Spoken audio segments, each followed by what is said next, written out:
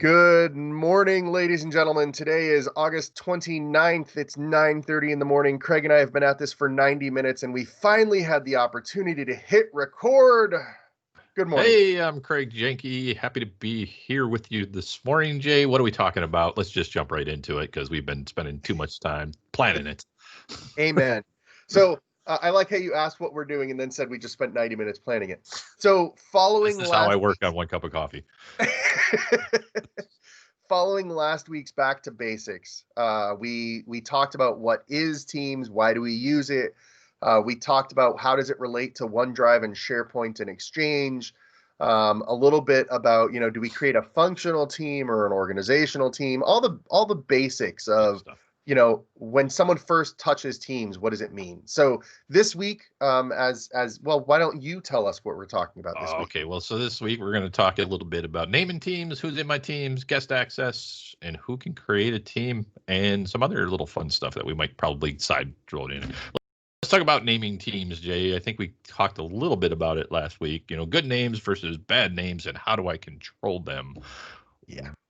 Why do we want good names? I like names that are easy to find, easy to make sense to my users so they know what they are. I don't like names like the fun stuff to do, right? Unless it's really truly fun stuff to do. Something like something like HR, not HR. We don't want to use HR, right? Why won't we want to use HR? Jay? That's actually a great example. So when you are thinking about naming and naming policies and what is a word that should be able to be used by employees. So we had a perfect example with a international customer. They didn't have any restrictions on naming policies. They didn't have any governance around it. And an employee in their Singapore office went and created a team called HR. Right. They invited all the Singapore HR team to it, and everything was great. Then a couple of months later, they realized that, hey, someone's added some people from Europe in the HR team. And that's what's going to happen when you create a team and you leave your controls open, which is good for collaboration. You're going to get people added left and right because, hey, there's a one-off thing I need you to touch. What they didn't realize is because it was called HR, the people in Europe started adding other people in Europe because they thought it was a global HR site. And the problem with this and what happened there is they started adding European persons' data into the Singapore HR site. Which is a big no-no to begin with. Right. Well, but if you didn't know it was the Singapore HR site, it wasn't a no-no. It was perfectly logical stuff. I've been added to the HR team. I'm going to share HR team data in the HR team. 10 years ago, that was fine. But with GDPR today, with data sovereignty, that's a big conversation. It's a terrible no-no. Massive fines can happen. And I mean, at the very least, from a privacy perspective, you're going to end up with employee data accessible to people who shouldn't have access to that data. Right. So naming is very important. And there's some. Go ahead. So I was going to say, so what I get from that, or what I've seen, especially for large multinational corporations, location is an important part of a name, right? It can be. It can be. And this goes back to our functional versus organizational conversation. Location is hugely important when location is hugely important. Right. But you got to keep that in mind. Is it always important? And if it is, then we should include it in part of our naming schema. But if it's not, and I would argue that most of the time it's not, then hard coding, the 2-letter country code into the name of a team doesn't necessarily make sense as a default. Okay. But you can do that. Do you know that? You can. And so that's a good question. So how can you control this, right?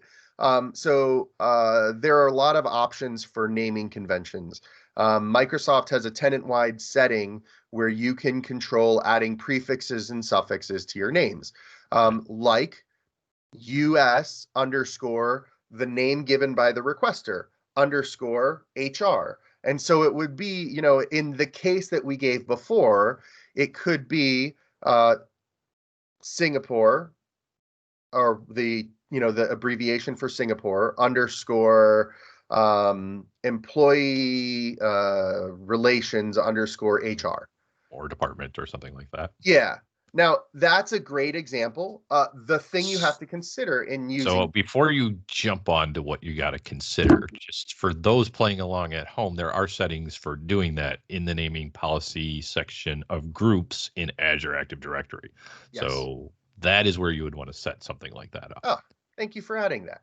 if you want. If you're going, so that's we're gonna. So I'll hold on. So let me hold that thought. I don't interrupt you now. What else do I want to consider? So what you want to consider is how does it look in the user interface? Right. Because back with SharePoint 5 years ago, you didn't have to consider the length of your name as much. In Teams, if you look at Microsoft Teams and you click on Teams, you'll notice there's only room for like 20 or 25 characters before you run out of space. And so if all of your teams start with, United States underscore, all of a sudden you're very much out of room and everything looks the same. So personally, I don't think you should use prefixes. I think if you're going to use suffixes, that's acceptable. Right. But prefixes, I think, unless they're 2 or 3 characters maximum, they very much get in the way of the user experience. Yeah, we don't use it. Microsoft, we don't use a lot of the prefix or suffixes, right? But we do enough something else that's in that same section of the Azure Active Directory when we're doing naming policies and that things, and we have like a bad word list. Yes, I'm glad you So, brought that up. There's 2 of so, them. so the bad word list is a list of words I don't want them to be named. So I may not want anybody to use the word HR. I may not want them to use CEO, right? Because we don't want people going out there if they're not supposed to be CEO, just making up names like CEO. And then of Yes. course we have the 7 bad words that the FCC is named, and then there's all kinds of spin-offs like that. So you could put a list in there, and then people wouldn't be able to name them that. Yeah. Now, as a general user, they wouldn't be able to name that. Admins can Can go around it. they can go around it and they can make whatever name they want, which is a good thing because you may actually want somebody to create the HR. They just, we just want to know why you're trying to create a site called HR, so we can do that. Yeah, that's it. I'm glad you brought that up. So there's the built-in you cannot use these words, and then there's a custom list that you can create. And this is a really good story too. So we have a customer in Europe, a defense customer who, when they created Teams, they put it out there. They didn't put any controls on naming, and they were surprised when the enlisted men who had access to Microsoft Teams started creating teams with vulgar names. Um, you would Oh, think that being in a professional setting, that wouldn't be the case, but it was in fact the case. And so again, going back to just that thought process of like, are there things that should or should not be used? That's something to strongly consider. cool.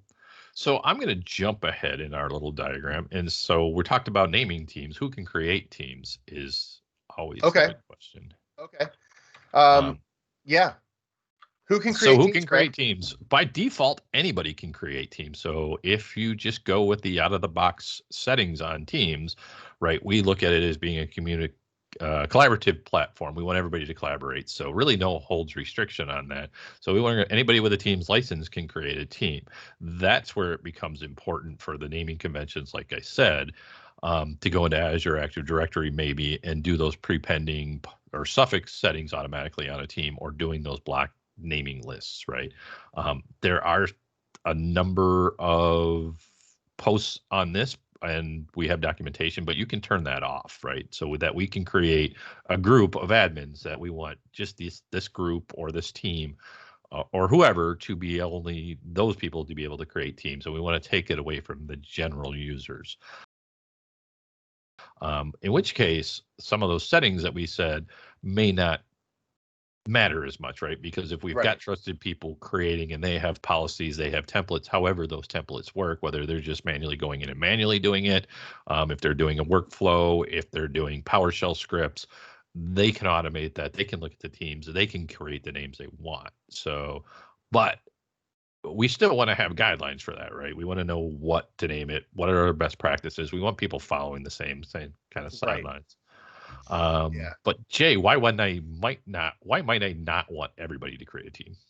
Oh, there's a bunch of reasons. I mean, I will second the idea that letting anyone create a team is good for collaboration. It's good to get access to the tools that people may need to do their job and meet their mission.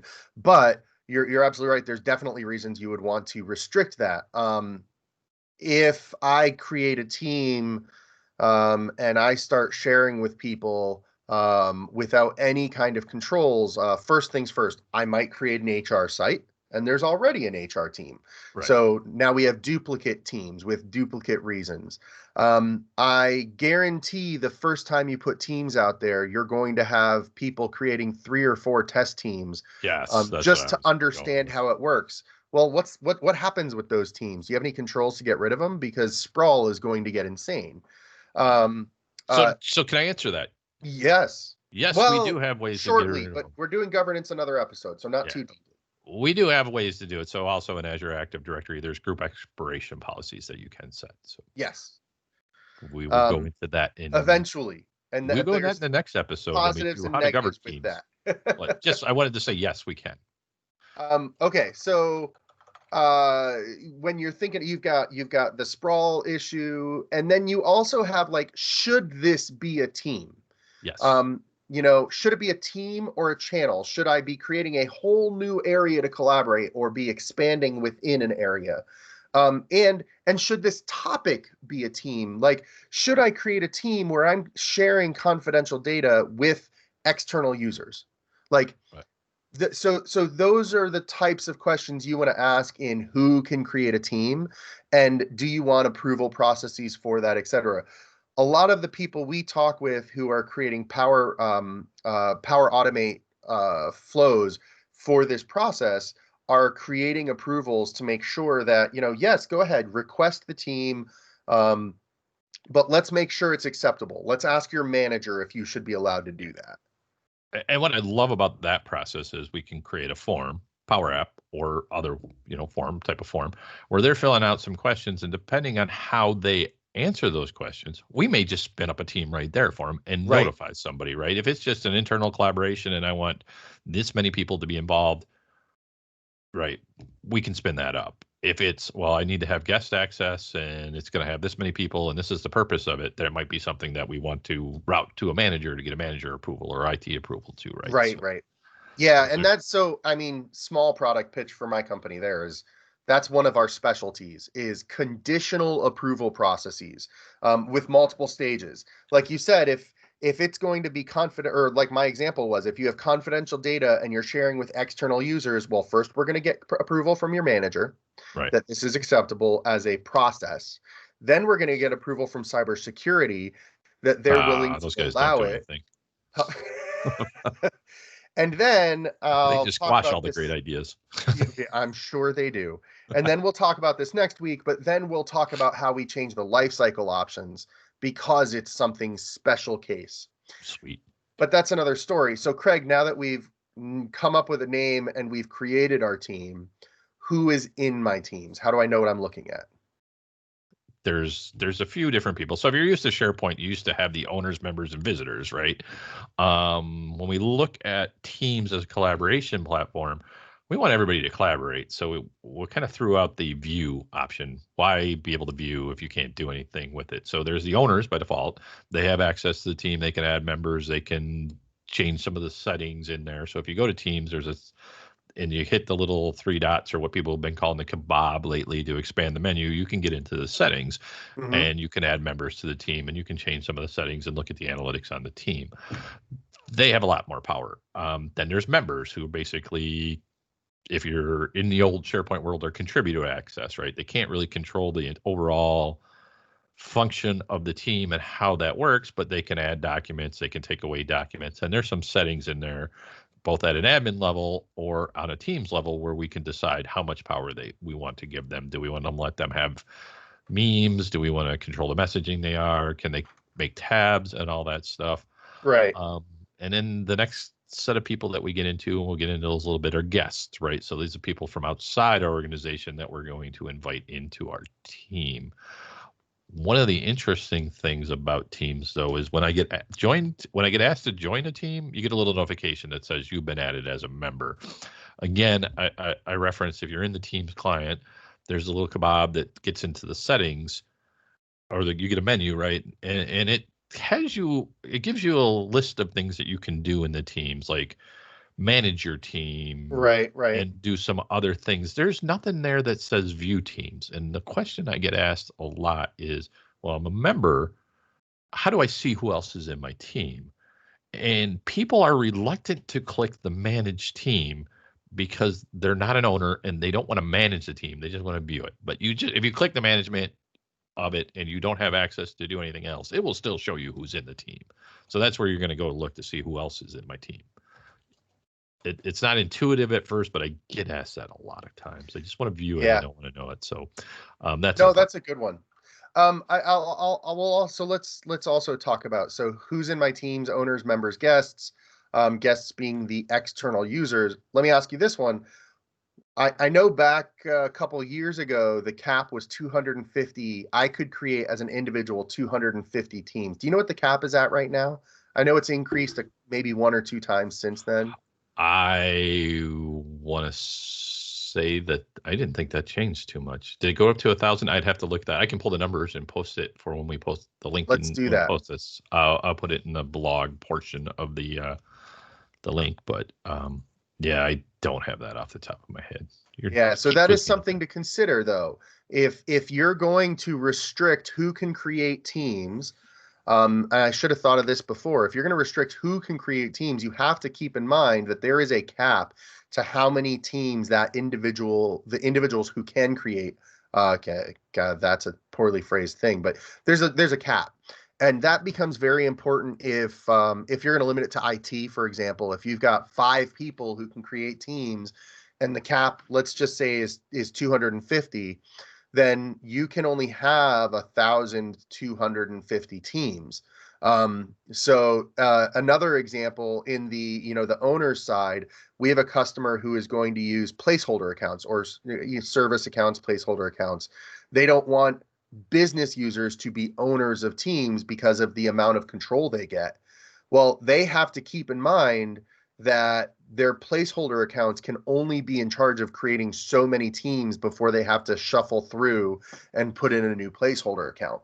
So it's something they're considering as well. So through the magic of Bing, it is still 250 is the number of teams a user can create. Global admins are exempt from that. And also, if I'm using an app and calling the graph to create it, that's exempt to that. So that's interesting. A regular user, 250. Global admins, or if I'm doing it programmatically, I'm unlimited. That's fantastic. I didn't realize that. So there you go. There's the solution for that customer. A member of is 1,000. Just so you know. You can only be a member of 1,000? Yeah. And the number of members in teams is 10,000. I knew that was raised. Yes, in commercial, not in the government yet. Oh. So that's something else important to realize is know what tenant you're in. There's the commercial tenant is global, and then there's a number of national tenants like the GCC, which is for the U.S. government, federal civilian world, the DoD, which is for the U.S. government, DoD, and intelligence community. So know that when you're doing these kinds of searches. And we will make it easy for people because I'll put a link to that when we post to all the limits. So not just that, but all the limits that we got there. So Craig, we've kind of hinted at something that I think is worth talking about before we wrap up for the day. We've talked about guests inside of Teams, and that uses a capability called guest access, which is part of Azure Active Directory controls. There are 3 types of ways to have external users in your environment in Office 365.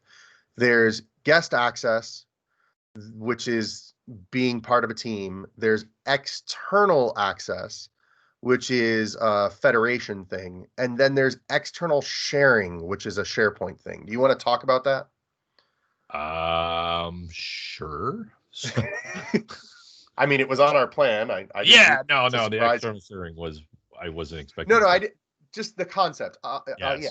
So, well, let's start about what's the first thing. So, and the reason that this comes up a lot is if you're looking at the Teams admin center. So, for the IT side of it, there's 2 things in this. There's 2 places for organizational wide settings, and there's external access and there's guest access, which the IT guys get confused about Yes. a lot of times, because external access just seems like I should be able to turn it on and be able to invite people, and that's it. And guest access is kind of, it's under it, but a secondary thought.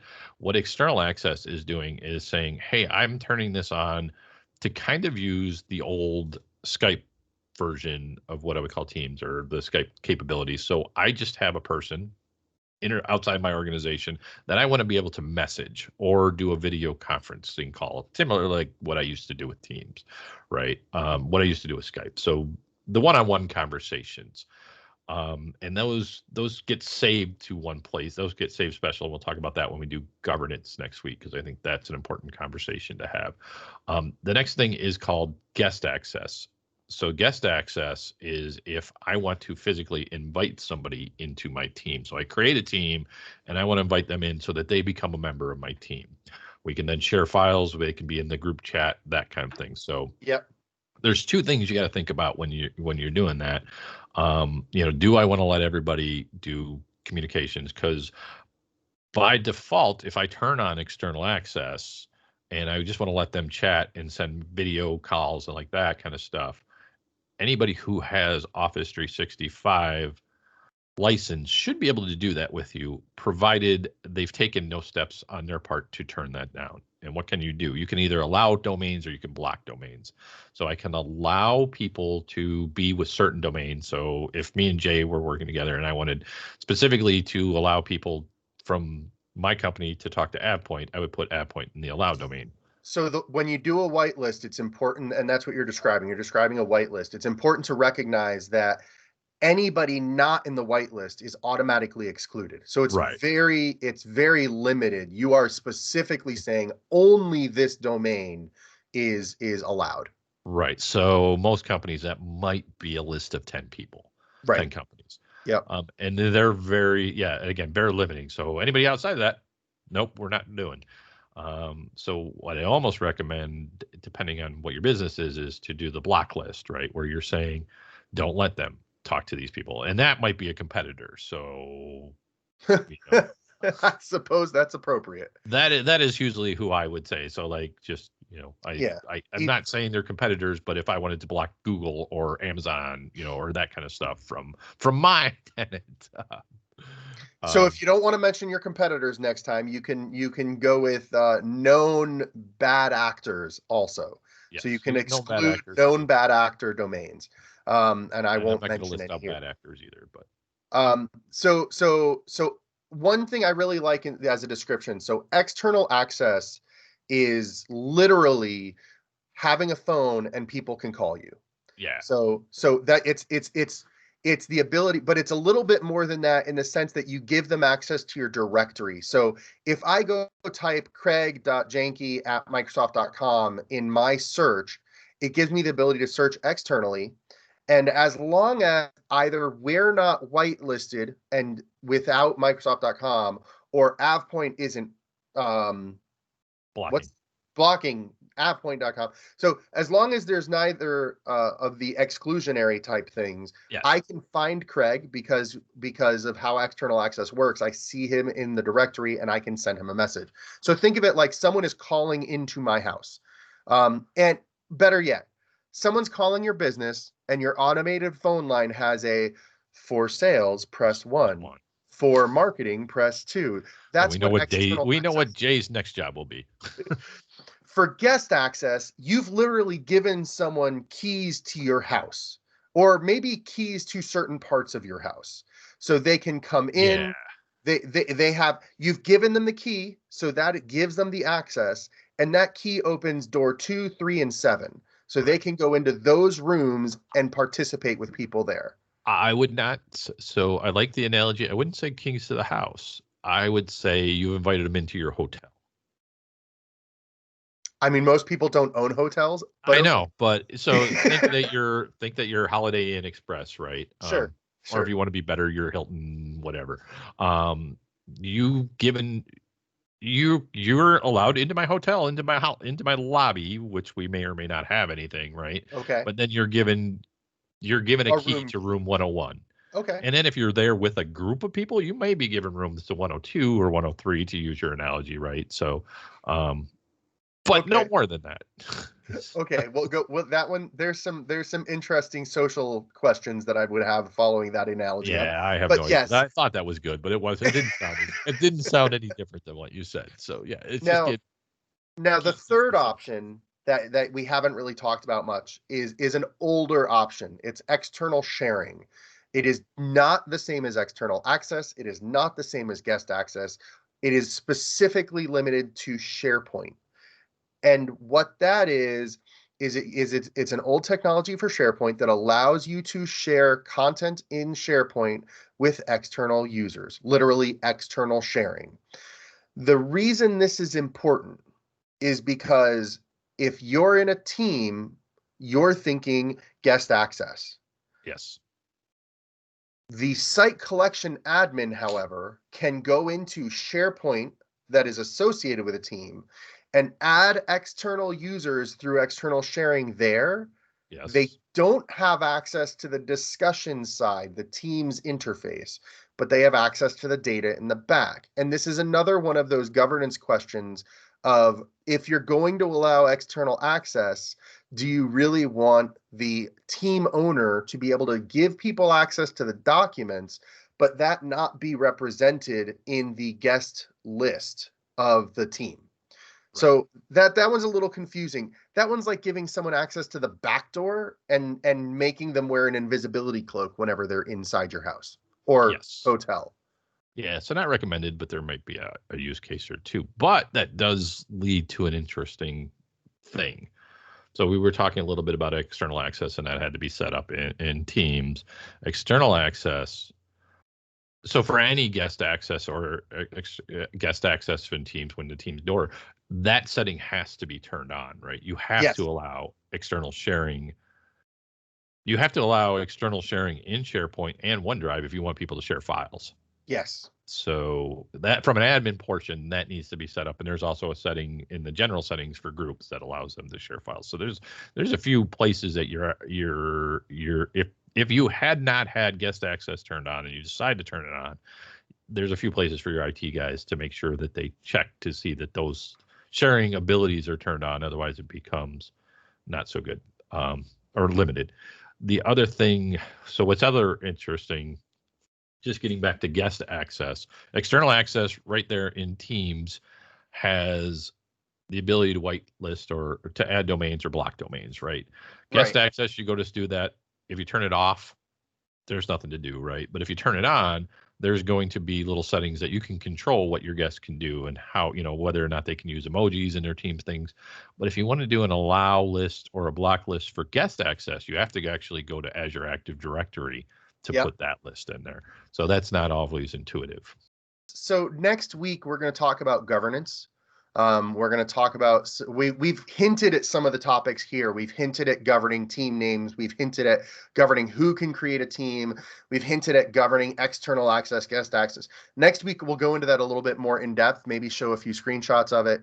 But hopefully, what you're pulling away from today is a little bit more depth on what things should I be considering, even as an Yes. end user, when it comes to using Teams.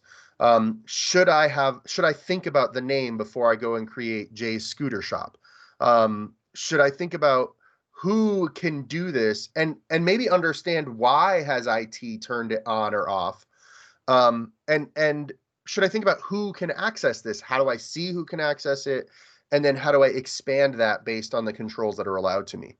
Right. And I always feel that this is good information to know because when you go to IT, right, and you have Mhm. these requests, and it's for some reason, if you have some idea what you want to do and you can explain to them and you can understand the reason, I hate to say this, but a lot of times they're more willing to work with you, right? Yep. They're like, oh, this isn't just Bob from accounting that doesn't know his stuff, right? It's this guy has some idea. Let's work with him. Let's give him something cool, type of thing. So, Well, and uh, like guest access, and external sharing, I think is a key example of when it's good to know what the words mean, so yeah. that So you when know what I to ask go for too. ask, yeah, if you go ask for the wrong thing, you may be told no and not understand why. Yeah. So, all right. So, Craig, next week, governance, or Yes. shortly thereafter, at least. Yeah. So governance. We're also going to talk a little bit about the difference between messages, meetings, and why you might have live events versus meetings. A topic that is apparently near and dear to your heart that I didn't know, but first-party apps versus third-party apps versus sideloading, which becomes very important when you're going to allow people to add apps, and especially up. And I did not know this in the government world. It does make sense that is very, very important. I didn't know that. And we're going to talk about group expiration and maybe a few other things. Yeah, that'll be part of the governance stuff. Yep, cool. Well, thank you for listening. Hopefully we didn't ramble on too much on any of these subjects. Yes. And yeah, we'll see you next 4 week. minutes to get your cinnamon rolls, Jay. I know, right? So and don't forget to push the button to subscribe. Yes. We'll try to have a button. It's down there. There's a circle. It's got the This Week in Teams logo. No, it's got the On the Spot logo. Yes. And if you didn't hear last week's, but we've piqued your curiosity, click back. Hold on. It's on the lower level of the screen. I'm pretty sure. So hit episode 16 because wow, you're at 17. We're closing in on 20, Jay. We're getting there. All right, Craig, have a great day. Thanks, you too. Talk to you later. Bye-bye.